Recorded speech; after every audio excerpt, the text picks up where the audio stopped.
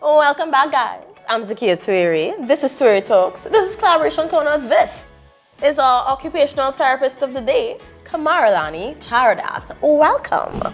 So let's just jump right into it. We're going to talk about some occupational therapy. It's time to learn, but be entertained at the same time. So, Khamara-Lani, tell us, what got you into occupational therapy?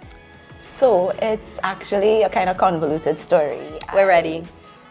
I knew that I wanted to do something in science, so I actually went to St. George's University after I did biology at Costa.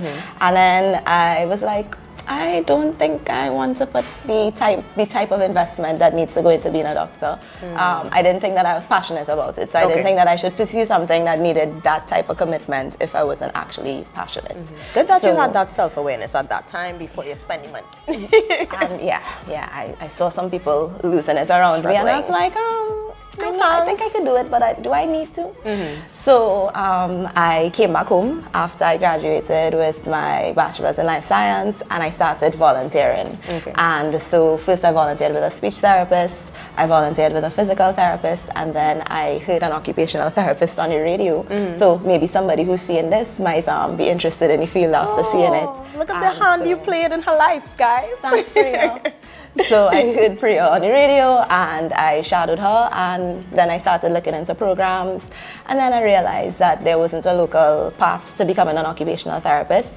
It was quite expensive to go away, so I started looking into scholarships, applied a couple times, got told no a couple times, kept applying, and eventually I was awarded a national scholarship. Because she's a bright girl. Well, and you have to be persistent, sometimes it's not enough just to have the good grades or whatever else. And so I was able to study occupational therapy. I completed a master's in it, and I've been back for 5 years. I've been an OT for 7 years, and I love it. So since we're diving into what people may know or may not know about occupational therapy, what do you think is like a common myth that kind of accompanies the field?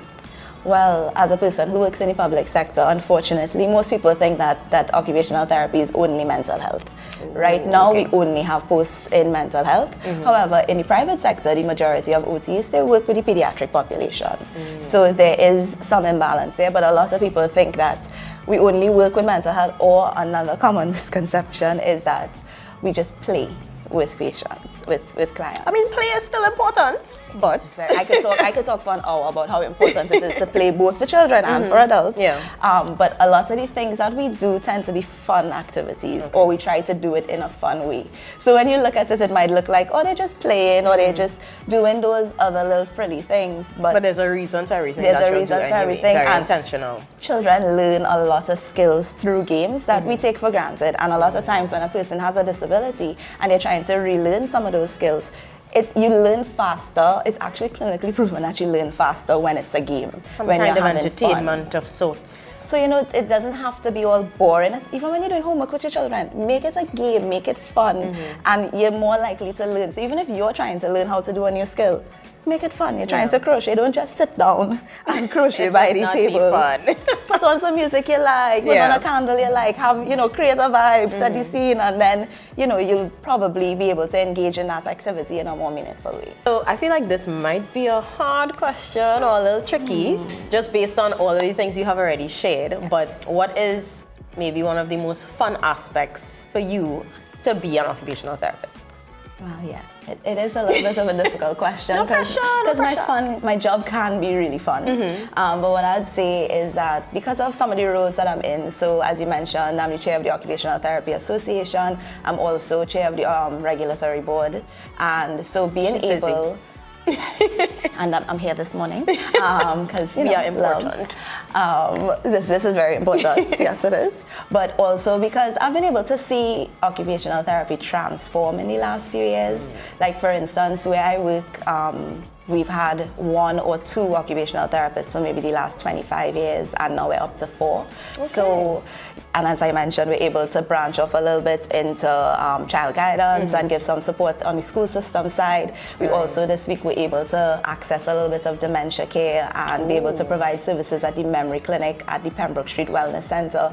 So I've been able to see the number of occupational therapists in the country just explode and transform. So it really is exciting when you work in in a really underutilized, under-recognized field, and you're able to see the impact and the difference right in front of your eyes. So I'm really excited to be able to see, you know, all the work that the other OTs are doing. You know, it's not my work, it's for the people. It's really bigger than you. Yeah, it's a service that is needed, and I'm really happy to see it transform before my eyes.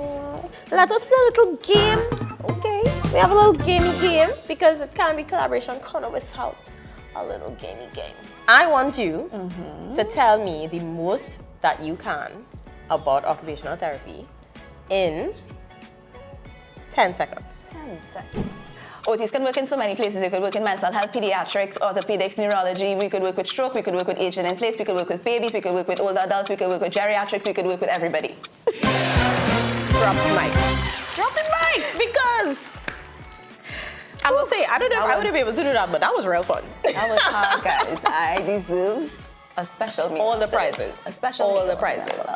Thank you so much, Khamara-Lani. It was really awesome having you. It was awesome having you on board. I honestly think you dropped so many gems. Even people that may think, okay, these are reminders, but definitely things that may be new to them as well. So just keep doing what you're doing, girl. Keep doing what you are doing. Thank you for creating this platform. You heard it here. Thank you. All the best to you with everything. Thank you. Let's tell them bye. Bye.